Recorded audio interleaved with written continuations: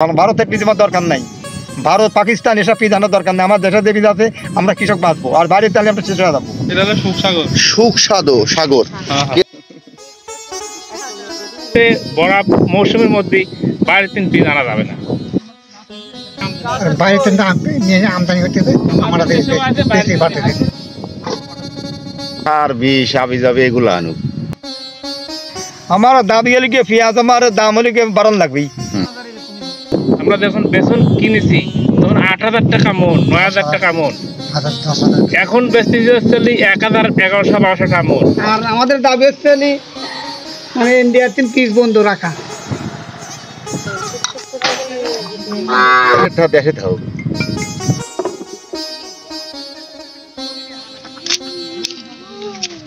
আমাদের দেশে যে পেঁয়াজ আছে এই পেঁয়াজই আমার দেশ চলে যাবি। প্রিয় দর্শক আসসালামু আলাইকুম। আপনারা জানেন পাবনা জেলাকে পেঁয়াজের রাজধানী বলা হয়। প্রিয় দর্শক, আমরা আছি এখন সুজানগর পেঁয়াজের কারখানায়, অর্থাৎ পাবনা জেলার সুজানগর পেঁয়াজের কারখানায়। প্রিয় দর্শক, এবারে যে পরিস্থিতি আমরা দেখতে পাচ্ছি, কৃষকরা হতাশ। কারণ একটাই, এই সময় ভরা মৌসুমেও বাইরে থেকে পেঁয়াজ নিয়ে আসার কারণেই দেশের কৃষকরা হতাশায় ভুগছে। এই পাবনার কৃষকরা, সুজানগর থানার কৃষক, তাদের কথা শুনবো, আপনার সাথে থাকুন। আমার দাবি হলে গিয়ে পেঁয়াজ আমার দাম হলে গিয়ে বাড়ন লাগবেই। আমার 10,000 টাকা আমার খরচ, পেঁয়াজ আমার 10,000 টাকা আমার খরচ, লেবার আমার দিয়ে আমার তো লস, অর্ধেকই লস হচ্ছে, অর্ধেকের বেশি লস। আর 1,000 টাকা আমার পিস দিকে আমার কাছে থাকে, ম্যাক্সিমাম 3,000 টাকা পাতে থালিবার তালি আমাদের প্রফিট থাকবে। এলসি আমাদের বন্ধ রাখা লাগবেই, আমাদের এলসি বাইরের থেকে বন্ধ রাখা লাগবেই, বাইরে বন্ধ করা তালি আমরা বাঁচবো, তাছাড়া তো বাঁচবো না। এই সময়ে গতবার কেমন দাম পেয়েছিলেন? গত বছর আমরা 3,3200 বাজার পাইতাম, কিছু ছিল ছিল 3,3200, 3400 পর্যন্ত গেছে, 3500 পর্যন্ত বেশি। সেই পেঁয়াজ এবার সেই পেঁয়াজ লাগতেছে 1,000 টাকা মন। 1,000 টাকা মন।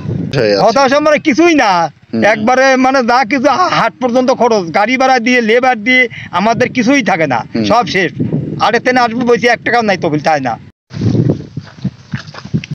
আমাদের দাবি যে আমাদের দেশের পণ্য আমাদের দেশে যত সস্তা খানা মানিয়ে নেবো, কিন্তু এই মুহূর্তে বড়া মৌসুমের মধ্যে বাইরের তিন পিস আনা যাবে না।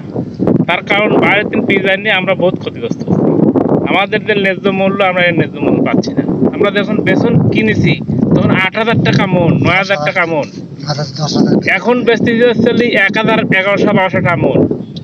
তাতে তো আমার বিশাল ক্ষতি, লস। আমার লস হলেই লাভবান হবে কিনা দেশে? আছে কেউ লাভবান হবে? জমিতে খরচ হয়েছে 1 লাখ, অতিরিক্ত 1,20,000 টাকা, কিন্তু আমরা এখন যে দাম পাচ্ছি সে দাম অনুযায়ী তার দাম হচ্ছে 40 থেকে 40 লাখ টাকা। এটা আমার অর্ধেক লস। সরকার নিন্দে হলাম না, মানে সব করে ভারতের পিস আসবে না, এই কথা শুনে আমার কৃষকরা সবাই উদ্যোগ পিস লাগাইলি, দেশটা চালানো লাগবে। এখন আমরা লাগার টাকায় আমরা ক্ষতিগ্রস্ত। কারণ এই দাম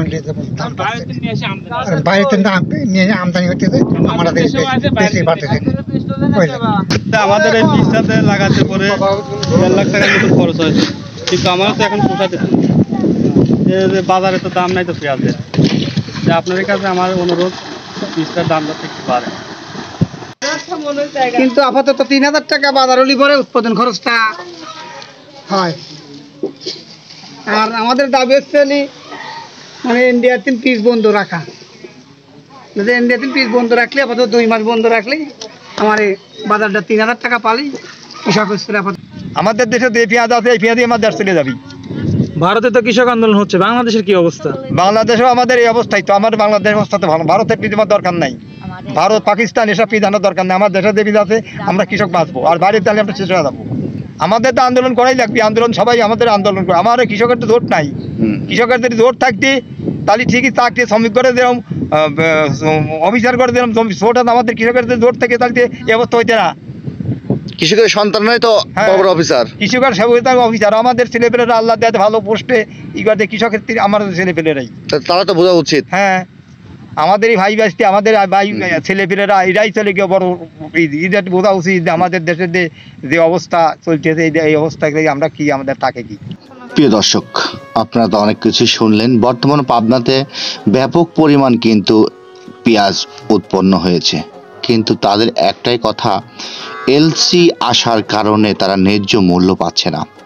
বৈদেশিক পেঁয়াজ এসে দেশে ভরপুর হয়ে গেছে, কিন্তু দেশের কৃষকরা এখন হাহাকারে মরছে। তাদের একটাই দাবি, এই পেঁয়াজটা, বাইরের পেঁয়াজ যদি 2 মাস না আসে তাহলে আমাদের, তাই আপনারাই বলুন, এখন কৃষক বাঁচলে দেশ বাঁচবে, এটাই কিন্তু কথা। পাবনা সুজানগর থেকে আজকে বিদায় নেব। সবাই ভালো থাকবেন, সুস্থ থাকবেন। চালচিত্র টিভি, আল্লাহ হাফেজ।